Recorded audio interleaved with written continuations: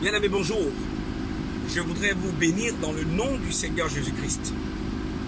Nous avions commencé une série de questions-réponses et nous avions déjà commencé à répondre, disons, à une question préoccupante dans l'Église, à savoir si la femme était habilitée à enseigner.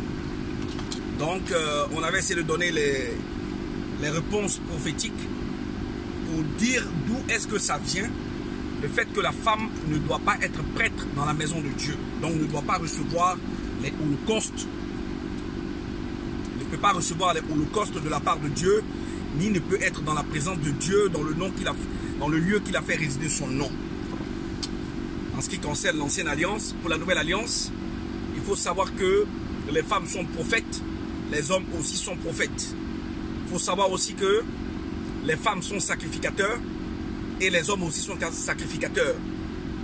Mais il y a une différence entre l'ancien, la tente d'assignation sous Moïse et la nouvelle disposition des choses avec Jésus-Christ. Il faut savoir que le temple, le voile est déchiré dans la nouvelle alliance. Il n'y a plus de souverain sacrificateur, il n'y a plus de voile entre le souverain sacrificateur et les sacrificateurs que nous sommes devenus par la nouvelle alliance. Nous parlons à Dieu, nous avons accès à Dieu, nous avons accès à Dieu librement, sans intermédiaire. Et c'est Christ qui est notre avocat, n'est-ce pas? Il est le souverain sacrificateur à perpétuité. Donc on n'aura plus un autre souverain sacrificateur qui viendra, n'est-ce pas, remplacer le Christ, parce que Christ est éternel, il ne meurt jamais, il ne meurt plus. Donc, notre souverain sacrificateur dans la nouvelle alliance, c'est Jésus-Christ de Nazareth. Il est assis à la droite de Dieu, de là d'où il est venu, il est allé à la droite de Dieu, et aujourd'hui, il est notre avocat, c'est lui qui intercède pour nous. Donc, l'enfant de Dieu, la fille comme le fils, a accès à Dieu directement, et donc peut envoyer des supplications, des prières, et autres pour que Dieu exauce. Voilà. Donc, le souverain sacrificateur dans l'Ancien Testament, qui était chargé de l'expiation des péchés, une fois par an, on ne peut plus changer de souverain sacrificateur dans cette nouvelle alliance, parce que Christ est mort pour nos péchés, et Christ est l'agneau de Dieu, que Dieu lui-même a offert pour le pardon des péchés. Donc, le péché qui d'alors était dans l'Ancien Testament qu'on devait pardonner chaque année pour être dans la présence de Dieu parce qu'il fallait être sanctifié, cette offrande de l'agneau de Dieu pour pardonner le péché était le Christ. Et c'est Christ qui est l'agneau de Dieu qui a pardonné tous les péchés une fois pour tous. C'est ce qui est dit dans le livre de Hébreux 10, verset 14. Sanctifié une fois pour toutes par l'offrande du corps de Christ. Donc, faisons attention à la connaissance et à la parole de Dieu. Chacun veut expliquer à sa sauce, à sa façon. Ce n'est pas possible. On n'explique pas la parole de Dieu selon son entendement. On explique la parole de Dieu avec l'esprit de Jésus que le Seigneur nous a donné. Donc, si Paul a parlé, il a parlé de la part de Dieu. On ne peut pas dire que Paul a raconté des hérésies parce qu'il dit que sa prédication n'est pas parsemée d'erreurs. Et que la prédication qu'il a annoncée, l'évangile qu'il a annoncé, il a annoncé sans erreur parce qu'il a annoncé par l'Esprit de Dieu et par la révélation et que Dieu lui a donné directement. Amen. C'est ça qu'il faut voir. Paul, c'est vrai qu'il est le dernier apôtre, mais il a rencontré Christ. Il a fait 3 jours et 3 nuits dans sa présence, comme il explique lui-même dans le livre de 1 Corinthiens 15. 1 Corinthiens 15 à partir du verset 1, il explique quels sont ceux qui ont rencontré le Christ à la résurrection. Il en fait partie, Paul, bien qu'étant arrivé dernièrement. Donc, on ne peut pas dire que Paul n'a pas rencontré Christ. Et donc, il parle de la part de Christ, il parle de la part de Dieu comme étant un disciple et un dispensateur. Et il est fidèle dans sa dispensation parce qu'il annonce les paroles de Dieu, il annonce les oracles de Dieu. Et tout ce qu'il a annoncé, les mystères qu'il a révélés, c'est par révélation qu'il a annoncé ces mystères-là. Donc, si Paul dit dans le livre de 1 Corinthiens 14, 33 que je ne permets pas à la femme d'enseigner, n'allez pas accuser Paul pour dire que Paul, il raconte sa vie. Non, Paul ne raconte pas sa vie. Paul parle de la part de Dieu et humblement. Et il donne la gloire à Dieu. Voilà pourquoi il a déchiré ses vêtements dans le livre de Actes des Apôtres au chapitre 14. Quand il a guéri le paralytique, Il s'est trouvé que les gens ont voulu l'adorer. Paul dit qu'il est un homme comme nous. Mais il annonce, il a eu l'onction pour annoncer la parole de Dieu de la part de Dieu. Donc, ce n'est pas lui qu'il faut adorer. Il faut plutôt adorer le Seigneur qui lui a donné cet évangile-là. Pour l'annoncer aux hommes. Afin que tous les hommes soient sauvés. Donc, Paul dit que la femme, de même que dans la loi, la femme ne peut pas être à la réception, n'est-ce pas, des sacrifices du Seigneur. Et que même dans la loi de Moïse, les Lévites qui devaient être dans la présence de Dieu étaient, n'est-ce pas, les hommes. De même, dans la Nouvelle Alliance, aucune femme n'a été choisie comme apôtre et aucune femme ne peut être dans la maison de Dieu pour pouvoir recevoir les choses. Et donc, dans cette Nouvelle Alliance dans laquelle nous sommes tous devenus sacrificateurs par l'offrande du corps de Christ et parce que le Seigneur nous a délivrés en nous faisant passer des ténèbres à la lumière. Il nous a délivrés par son sang. Et nous sommes un royaume de sacrificateurs. C'est ce qui est vrai. Et donc, il faut rester là-dessus.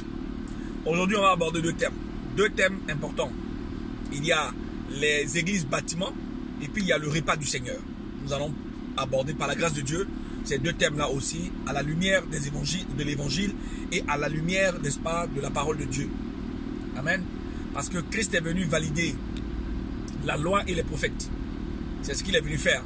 Valider la loi et les prophètes.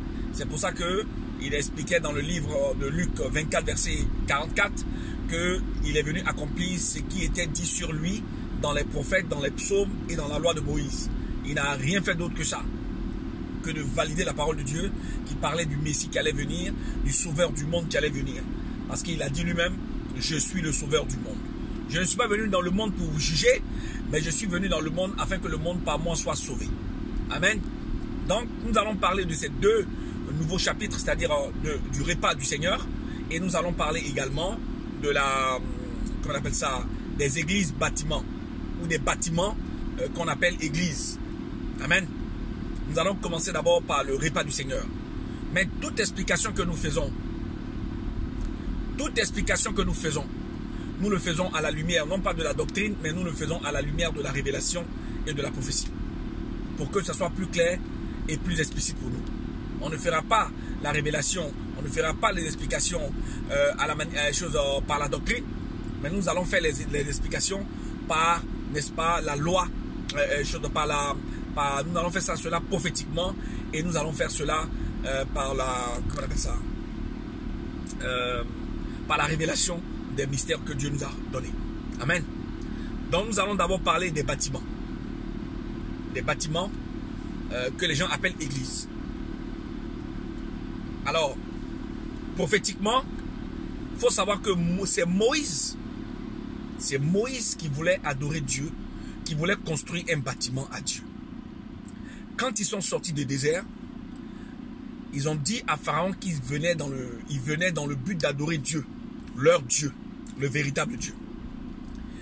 Donc, par la puissance du Seigneur, par la puissance de l'Éternel, Pharaon a été contraint à les laisser partir. Quand ils sont partis pour adorer leur Dieu comme ils l'ont annoncé, Dieu va leur donner, il va leur montrer comment l'adorer, comment être dans sa présence. Moïse, Aaron, le prophète de Moïse et tous les fils d'Israël qui sont sortis avec Moïse. Amen.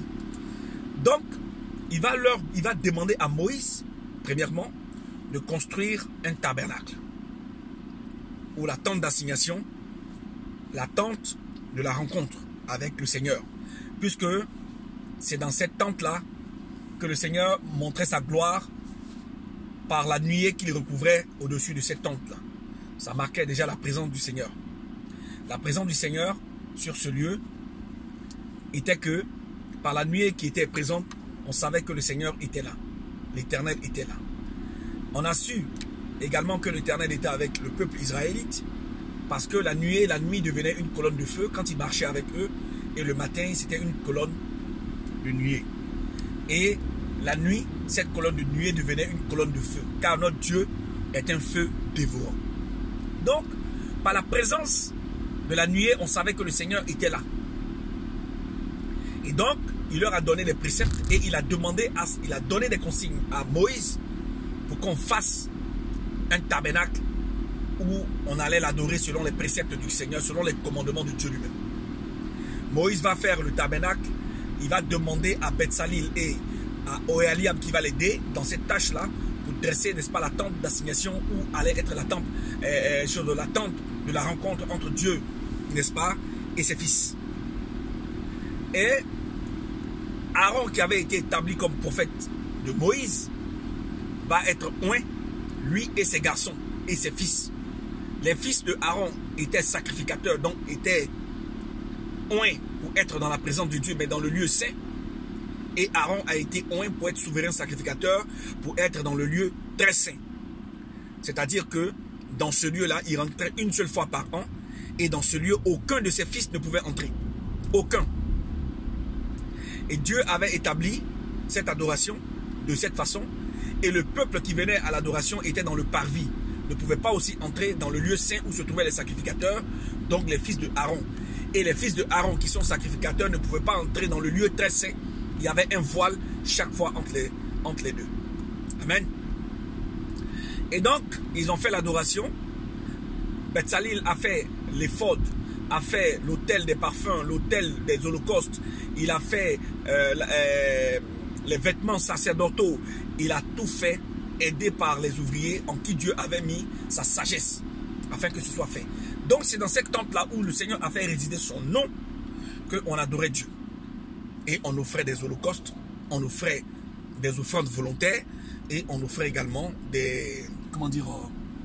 On offrait, n'est-ce pas, la dîme dans ces lieux-là. Amen. Tout ceci, c'était des sacrifices agréables à Dieu. Et aujourd'hui, ce tabernacle-là, quand Christ va venir, ça ne va plus être un tabernacle physique. Un tabernacle physique.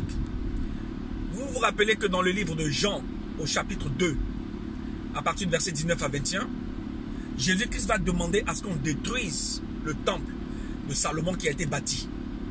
Et on va lui répondre, les pharisiens vont lui répondre, nous avons passé 46 ans pour bâtir ce temple et toi, tu vas le rebâtir en un seul jour, en 3 jours.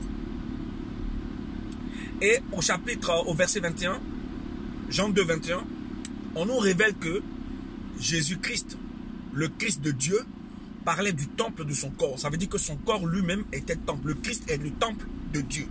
C'est pour ça que Paul, l'apôtre Paul va préciser dans 2 Corinthiens 5, verset 19, que Dieu, l'Esprit de Dieu était dans le Christ. Voilà ce qui confirme la révélation que Paul a eue, que effectivement le Christ était le tabernacle de Dieu sur la terre dans lequel l'Esprit de Dieu était en pleine puissance. Amen. Et quand ça a été fait, aujourd'hui, par l'offrande, puisque le pardon des péchés, il fallait être chaque année pardonné sous Moïse, par l'offrande du corps du Christ, comme l'agneau parfait, l'agneau de Dieu, ce sacrifice-là, c'est un sacrifice éternel, puisque l'agneau de Dieu est céleste. Il est venu du ciel pour faire le sacrifice, afin que son sacrifice soit éternel. Il a fait avec un sang éternel. Il a fait avec un corps céleste. Et c'est ce qui est agréable à Dieu aujourd'hui. Et c'est cet esprit-là, c'est ce sacrifice-là qui a pardonné le péché et qui a ôté le péché du monde. Quand Jean-Baptiste nous présentait « Voici l'agneau de Dieu » dans le livre de Jean 1, 29, « Voici l'agneau de Dieu qui ôte le péché du monde », le sacrifice de l'agneau de Dieu a vraiment ôté le péché du monde, car tous ceux qui sont venus, qui ont été appelés à la lumière des choses, qui ont été appelés à Dieu par le Christ, sont devenus lumière et ils ne meurent jamais. Voilà ce que le Christ dit. Celui qui croit en moi ne mourra jamais. Et même s'il meurt, je le ressusciterai le dernier jour. Voilà ce que ça veut dire. Donc on ne meurt plus jamais. On est éternel, on est lumière par le Christ, par le sacrifice du Christ. Lorsque nous avons été appelés dans la maison de Dieu, nous sommes devenus lumière. Donc nous ne mourrons plus. Parce que ce n'est pas la mort de la chair qui dit que nous sommes morts. Non. C'est la mort de l'âme qui dit que nous sommes éternellement morts. Mais notre âme est passée des ténèbres à la lumière. Notre âme est passée de la mort à la vie. Donc, nous sommes éternels. Nous sommes lumière. Comme le dit le livre de Matthieu 5 au chapitre 13, 9 à 13. Que vous êtes la lumière du monde et vous êtes le sel de la terre. Mais on est devenu lumière du monde par quel retournement de situation? C'est parce que Jésus-Christ habite en nous désormais. Lui, il est lumière. Comme il le dit dans le livre de Jean 8, 12, je suis la lumière du monde et quiconque marche à ma suite sera dans la lumière et sera lumière aussi et ne connaîtra jamais la mort.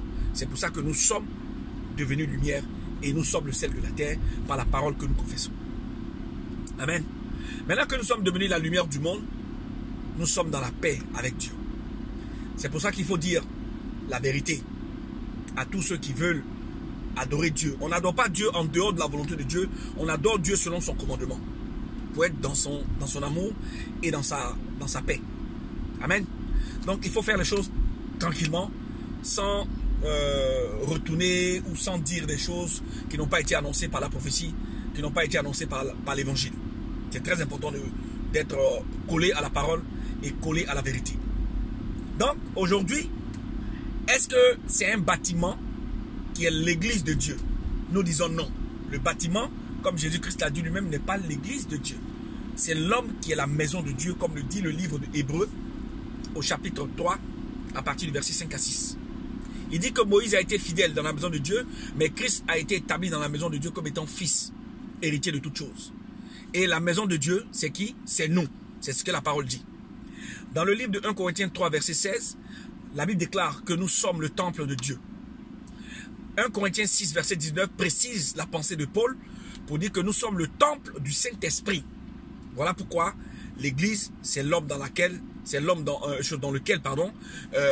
l'Esprit de Dieu habite. C'est pour ça que nous avons été scellés par le Saint-Esprit. Et le Saint-Esprit que nous avons reçu des dons qui sont venus avec. Et chacun rend témoignage à Dieu par le don qu'il a reçu. Qui par le don de la parole, le ministère de la parole, par les 5 ministères, qui par le don de la guérison, le don des miracles, le don de prophétie, le don du discernement. Chacun rend témoignage selon que le Seigneur lui a donné son don librement pour témoigner de sa part. Ou pour parler de sa part. Voilà comment nous sommes devenus aujourd'hui. Donc, ces pensées-là ont été déjà données par Ésaïe. Dans le chapitre 66, Ésaïe dit que, au verset 1 à 2, Ésaïe dit que le ciel est le trône de Dieu. La terre est son marchepied.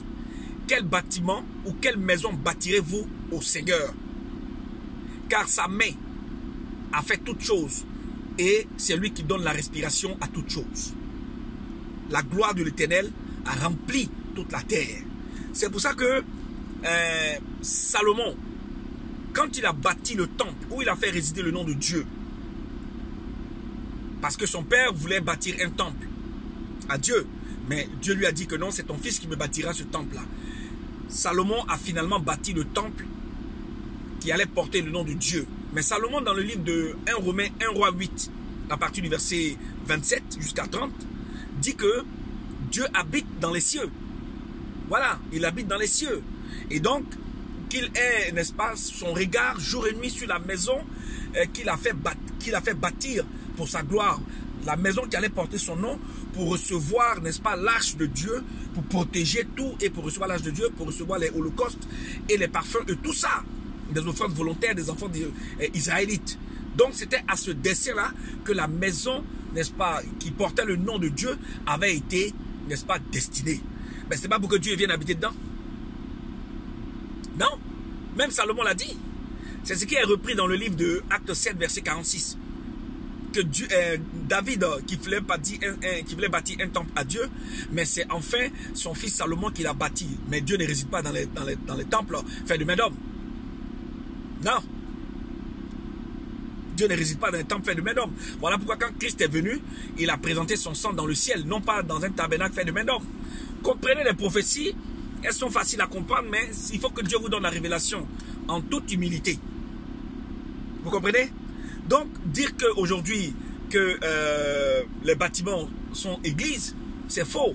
Par contre, sachez que les bâtiments, comme Salomon l'a construit, le temple de Salomon comme on l'appelle, Dieu avait son regard, Dieu avait fait porter son regard sur cette maison parce que Salomon le lui avait demandé. David voulait bâtir un temple parce qu'il estime que Dieu l'avait rendu riche et qu'il n'était pas normal que qu'on adorât le Seigneur ou l'Éternel dans un tabernacle qui a été fait, n'est-ce pas, de la main des hommes, selon lui, sans une grande beauté, une maison qui n'est pas digne de son nom, une maison charmante, un château, un bâtiment couvert de...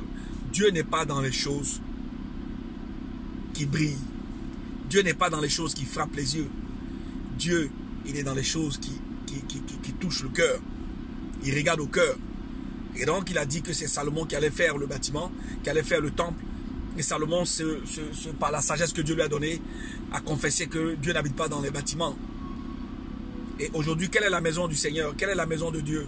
La maison de Dieu, comme le dit le livre de Galates 6, Galates 4, verset 6, Dieu réside dans notre cœur aujourd'hui. Nous sommes le bâtiment de Dieu, nous sommes la maison de Dieu, c'est nous l'église. Voilà, que le Christ a annoncé, c'est nous l'église. Donc si quelqu'un dit que l'église était sous Salomon, parce que église veut dire ecclésia, il s'est trompé. Voilà aussi une erreur. L'église a commencé à la résurrection et quand l'Esprit a été donné à la Pentecôte. Donc Dieu maintenant habitait maintenant dans les hommes. Il habite dans les hommes qu'il appelle à sa gloire, qu'il appelle à son sacerdoce, qu'il appelle à sa lumière. Voilà pourquoi nous sommes l'église du Dieu vivant. Et l'église du Dieu vivant, dans toutes les nations du monde, sont un seul corps.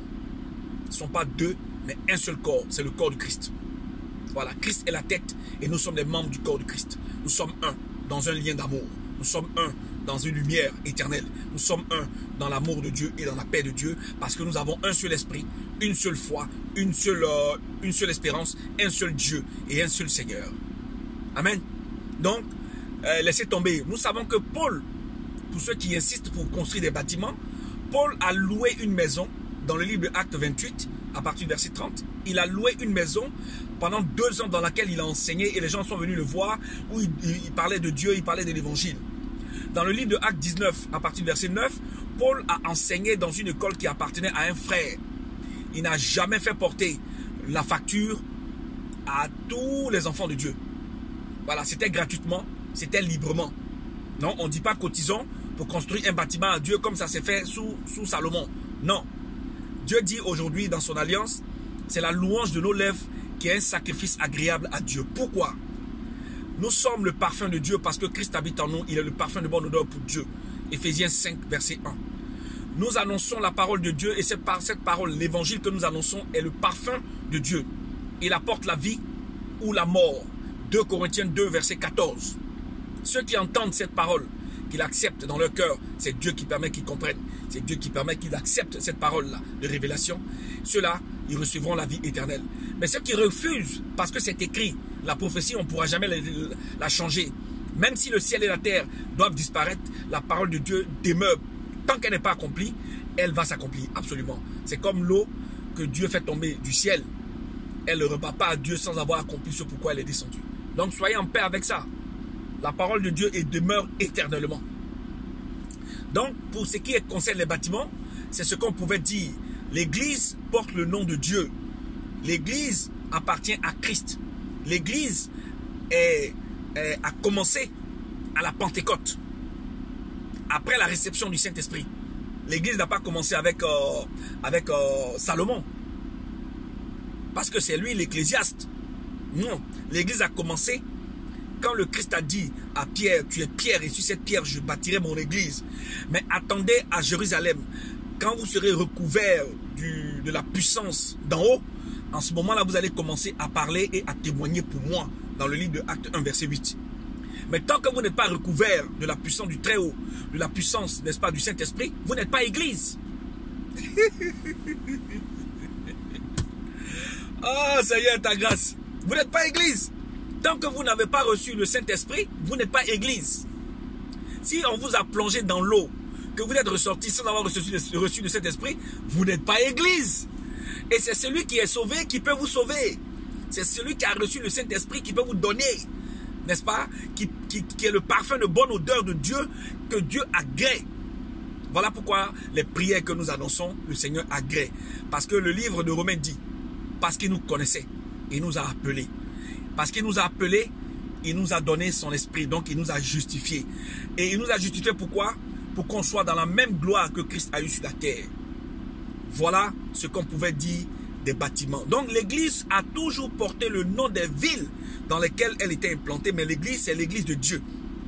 Selon le livre de Romains, de 1 Corinthiens 2, verset 1, et le livre de Romains 16, 16, on dit l'église de Jésus-Christ. Voilà comme on dit. Mais l'église porte le nom des villes. L'église de Corinthe, l'église d'Antioche, l'église de Thyatire, l'église d'Éphèse. Aujourd'hui, dans les villes, on dit l'église de Paris, l'église d'Anières, l'église de Cotonou, l'église du Bénin, l'église d'Abidjan, l'église de Hong Kong, l'église de New York. Voilà comment les églises s'appellent. Point à la ligne. Donc, quand les gens s'assemblent, on appelle ça une assemblée de saints. Parce que ceux qui sont églises sont saints. Pourquoi ils sont saints? Parce que le Christ habite en eux. Et celui qui est en eux est saint. Donc, ils sont aussi saints. Il est juste. Ils sont aussi justes. Il est parfait. Ils sont aussi parfaits. Et ils sont sans péché. Sans péché, pardon. Et sans tâche. Puisque le péché, comme disait Jean-Baptiste, a été ôté du monde. Voici l'agneau de Dieu. Jean 1, 29. Voici l'agneau de Dieu qui ôte le péché du monde. Et Jésus-Christ a fait le sacrifice qui ôte le péché du monde. Nous avons été pardonnés. Nos péchés ont été pardonnés. Il a effacé l'acte dont les ordonnances nous condamnaient. Nous sommes sans péché. Nous sommes sans tâche. Nous sommes sans défaut. Mais nous devons faire les œuvres de notre Père, pour lequel il nous a appelés. Amen. Je vous bénis. Ça, c'est le deuxième thème. Nous allons parler également du repas du Seigneur. C'est un thème important.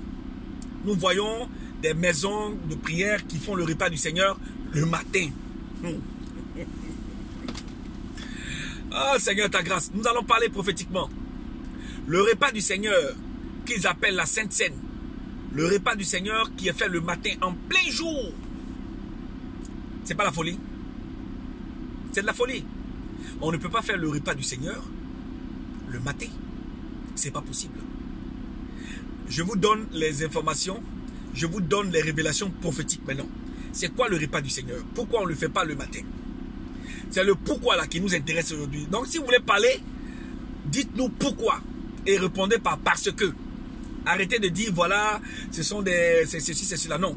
Donnez le pourquoi des choses maintenant parce que vous avez la pensée de Dieu. Et vous avez la pensée de Dieu pour révéler les mystères de Dieu, puisque l'Esprit de Dieu que vous avez reçu, par lequel vous êtes scellés pour la vie éternelle, vous révèle même les mystères de Dieu et sonde même les profondeurs de Dieu. Donc donnez les prophéties maintenant, révélez maintenant les mystères et les prophéties que Dieu vous a données. Amen. Nous allons commencer par révéler aujourd'hui la Pâque, ce que c'est. Le repas du Seigneur, c'est que c'est. Qui peut participer au repas du Seigneur? Participer au repas du Seigneur, ça veut dire être invité à la table du Seigneur. Ne peut être invité à la table du Seigneur que celui qui a reçu le Saint-Esprit, donc qui est Église. Première des choses. Ne peut être invité à la table du Seigneur que celui qui a été lavé et purifié dans l'eau pour le pardon de ses péchés et pour la purification.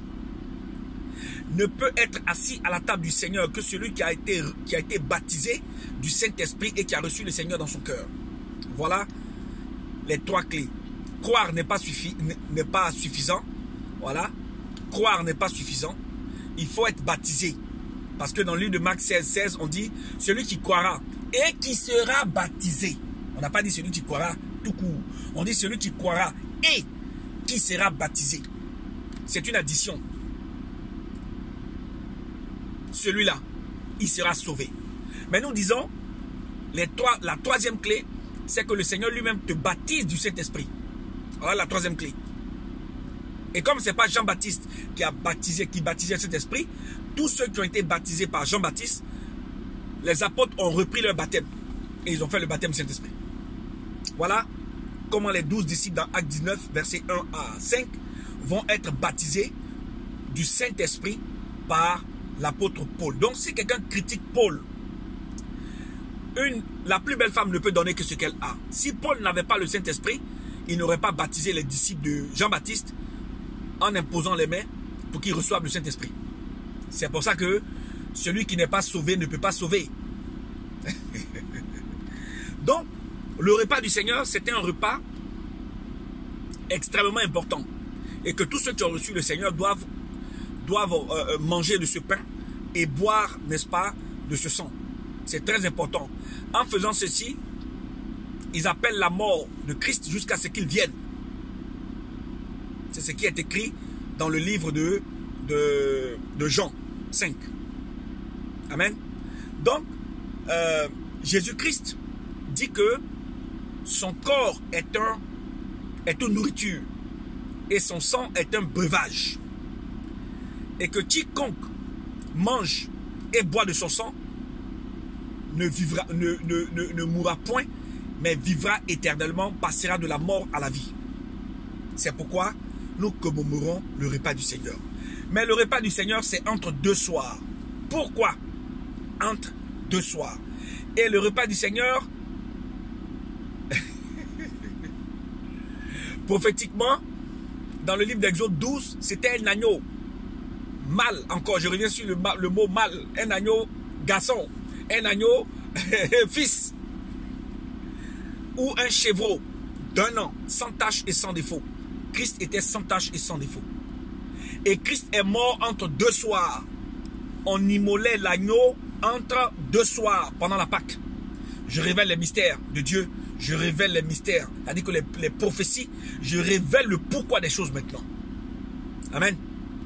Donc, venez prendre le repas du Seigneur le matin, mais c'est la folie. C'est pour ça que dans le livre de 1 Corinthiens 11, verset 23 à 30, Paul dit que beaucoup d'entre vous sont morts, beaucoup d'entre vous sont tombés malades, beaucoup d'entre vous ont eu des accidents, parce que vous prenez un jugement contre vous-même. Vous mangez le repas du Seigneur indignement.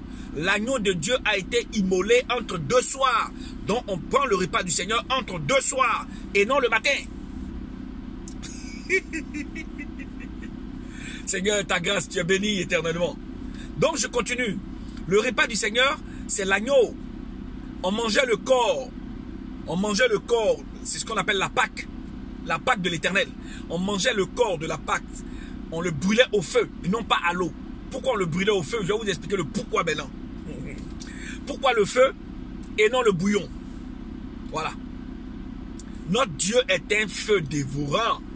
Rappelez-vous, quand le prêtre Élie, quand le prophète Élie a lancé le défi au prophète Baal, au faux prophète Baal, le taureau a été consumé.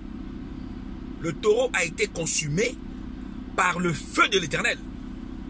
Donc c'est par le feu qu'on brûle cette Pâque-là, qui est l'agneau du sacrifice, l'agneau qui doit être immolé en deux soirs. L'agneau d'1 an sans défaut ou le chevreau d'1 an sans défaut. Mais il est mâle, pas femelle. Et on a fait, dans l'ancienne alliance, on a fait ceci chaque fois, toutes les fois, chaque année, on a toujours fait comme ça. Pendant l'ancienne alliance. Et quand le Christ est venu, la représentation de l'agneau que Christ était, Christ est mort, il a été immolé entre deux soirs. Ça représentait la Pâque juive qu'on fêtait chaque année. Donc la prophétie s'est accomplie en Christ, parce que Christ n'est pas mort le matin, il est mort entre deux soirs. Voilà la véritable explication. Il a été immolé entre deux soirs. C'est pourquoi on prend le repas du Seigneur entre deux soirs.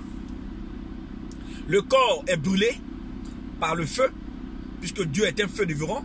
C'est lui qui cuit, n'est-ce pas, cette Pâque-là au feu, et elle est consommée entièrement. Et le sang de l'agneau a été pris pour mettre sur les portes et les linteaux des portes. Et quand l'ange de l'Éternel, dans Exode 12, verset 1 jusqu'à la fin, est passé, l'ange de la mort n'a touché personne. Aucun enfant d'Israël, aucune maison où il y avait le sang de l'agneau. C'est ce sang de l'agneau-là qui est sur notre vie aujourd'hui. Voilà pourquoi le malin, le diable ne nous touche plus. Amen. Voilà pourquoi le diable ne nous touche plus. Ça, c'est une parenthèse. Je continue. Donc, cet agneau-là, sans défaut et sans tache, doit être immolé entre deux soirs. Et quand Christ est venu, C'est entre deux soirs qu'il a été immolé. Il a donc confirmé la prophétie sur la Pâque. C'est pour ça que Paul va dire que notre Pâque a été immolé. Voilà. Notre Pâque, Jésus-Christ, a été immolé parce que Jean nous a dit que c'est lui qui est l'agneau de Dieu qui pardonne le péché du monde. On donnait un agneau pour pardonner les péchés. Quand le souverain sacrificateur Aaron rentrait, Aaron donnait pour lui parce qu'il était un homme et qu'il était mortel. Il donnait un taureau et un bélier. Les enfants d'Israël donnaient 2 boucs et un bélier pour qu'ils soient pardonnés de tous leurs péchés chaque année, afin d'être dans la présence de Dieu. Mais quand Christ est venu, Christ est céleste. Le sacrifice qu'il fait est plus glorieux que le sacrifice que les hommes ont fait pour être dans la présence de Dieu et pour avoir la faveur de Dieu. Christ est céleste. Il a fait le sacrifice parfait. Il ne reviendra pas une deuxième fois. Il a présenté son sang dans le ciel, donc dans le trône, afin que le pardon du péché soit accordé aux hommes une fois pour toutes. Il ne reviendra pas une deuxième fois. Donc il est mort en 2 soirs. C'est ce qui représentait la Pâque. Donc notre Pâque, 1 Corinthiens 7, notre Pâque a été immolée. C'est pour ça que nous disons que Christ est venu.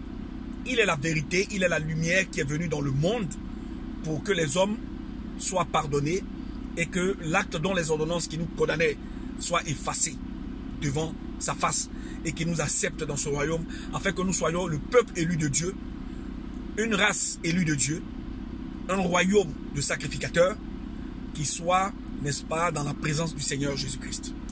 Donc, on ne peut pas prendre la Pâque, on ne peut pas prendre le repas parce que c'est le corps du Christ qu'on prend, c'est le sang de l'agneau qu'on prend.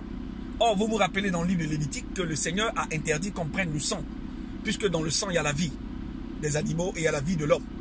Or, le Seigneur autorise par ce sacrifice-là que nous prenons de son sang. Or, dans son sang, il y a son âme, il y a sa vie. Donc, nous prenons la vie de Dieu et nous sommes en communion avec lui. Amen. C'est son sang-là qui nous a lavé de tout péché et qui continue de nous laver. Si nous demeurons dans ce commandement, nous nous purifions davantage. Amen. Ensuite, le corps de Christ est une nourriture. Et cette nourriture-là, c'est elle qui est, n'est-ce pas, représentée par la pâte sans levain. Sans levain, parce que la farine, le blé sans levain ou la farine sans levain, le levain représente le péché. Le levain représente le péché. La farine représente le corps. Donc on pétrit la farine sans levain, sans levure, parce que nous sommes sans péché, sans défaut et sans tâche. C'est ce qui est écrit dans le livre d'Éphésiens 5, verset 27. L'église de Dieu est irrépréhensible devant Dieu. Elle est sans tâche, sans défaut. C'est ce que nous sommes. C'est pour ça que nous rentrons dans la présence de Dieu. Donc pour commémorer, pour rappeler, n'est-ce pas, à la mort de Christ, Jean 6, 53 à 54, nous faisons le repas du Seigneur. Mais nous le faisons entre 2 soirs. Comme le Seigneur l'a fait avant de rentrer dans la mort et de ressusciter. Et à sa résurrection, il a fait le repas du Seigneur. Vous vous rappelez des disciples qui allaient à Emmaüs. C'est à la tombée de la nuit, c'est-à-dire qu'à la tombée du soleil, qu'ils ont invité le Seigneur à partager le repas. Et quand il a pris le pain, qu'il a rompu le pain, qu'ils ont vu que c'était le Christ qui était devant eux, qui était revenu. Et il a refait encore avec ses apôtres, ses disciples. Voilà pourquoi on ne fait pas le repas du Seigneur la nuit. Et on fait le repas du Seigneur un seul pain, parce qu'on est un seul corps. Une seule coupe. Non pas 2, non pas 3, non pas 2 pains, 3 pains, plusieurs pains. Non. Chacun prend une part, c'est le corps de Christ. Et on ne laisse rien, tout doit être fini le même soir. C'est ce que Christ le Seigneur avait annoncé aux Israélites, que l'agneau, la Pâque devait être mangée en entier. On ne devait rien laisser. C'est ce qu'on fait. Donc voilà l'image qui est validée par la vérité qui est Christ, la lumière qui est Christ. Aujourd'hui, les gens ne comprennent pas, ils font toujours le repas du Seigneur le matin. C'est pourquoi Paul dit dans le livre de 1 Corinthiens 11, verset 23 jusqu'à 33, voilà pourquoi beaucoup d'entre vous sont malades, voilà pourquoi beaucoup d'entre vous ont fait des accidents, et voilà pourquoi beaucoup d'entre vous sont morts. Parce que vous prenez un jugement contre vous en prenant le repas du Seigneur le matin, à midi, à 15 h. Ce n'est pas possible. Si vous êtes conforme, si vous vous dites que vous imitez les apôtres qui ont imité Christ, Mais aucun apôtre n'a fait le repas du Seigneur le matin. Pourquoi vous, hommes, vous faites le repas du Seigneur le matin, à midi? Non, on est allé à l'église. On ne va pas à l'église, on est église. Soi-même déjà, non, on ne peut pas aller à l'église. Puisqu'on transporte Dieu dans notre corps. Notre corps, là, c'est devenu le temple de Dieu maintenant. Dieu réside en nous. On va s'assembler avec les autres saints. C'est dans la... Donc, on appelle ça l'église. Voilà, c'est l'assemblée des saints. Point à la ligne.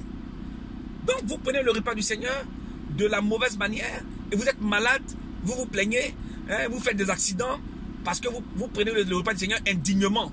Et ceux qui disent qu'ils sont vos pères spirituels, ils ne savent pas comment les apôtres qui ont été témoins de Christ vivant ont pris le repas du Seigneur. Comment il a pris le repas du Seigneur quand il est ressuscité? C'était entre deux soirs.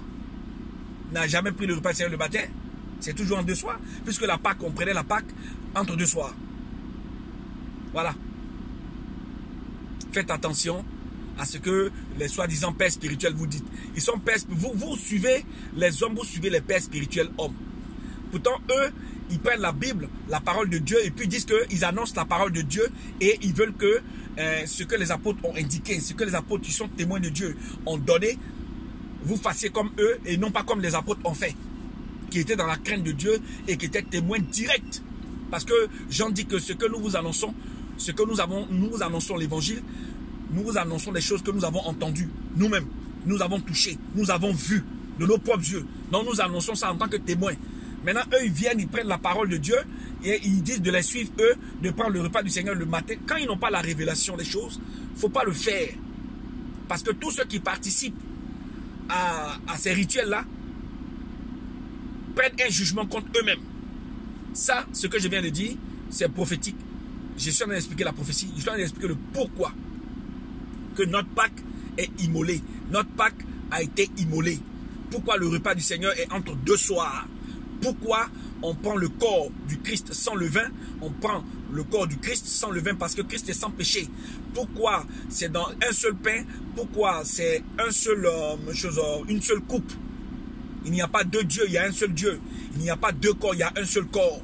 Nous venons tous de Christ, nous sommes en Dieu, nous tous. Donc, je vous bénis dans le nom du Seigneur Jésus-Christ.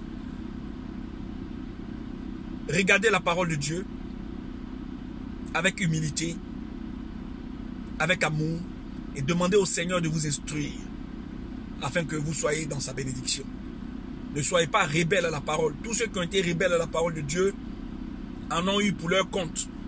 Et donc tous ceux qui laissent les femmes enseigner auront aussi pour leur compte. Parce qu'ils ont mal compris la parole de Dieu. Mais ce n'est pas nous. Nous parlons dans la maison de Dieu. Ceux qui sont au dehors, c'est Dieu qui les juge. Nous sommes devenus des hommes spirituels. Comme dit la Bible dans le livre de 1 Corinthiens 6, 14. Que l'homme spirituel juge de tout, mais il n'est lui-même pas jugé. Mais nous parlons dans la maison de Dieu, au dehors de la maison, en dehors de la maison, c'est le Seigneur lui-même qui juge. Je vous bénis dans le nom du Seigneur Jésus-Christ. Amen.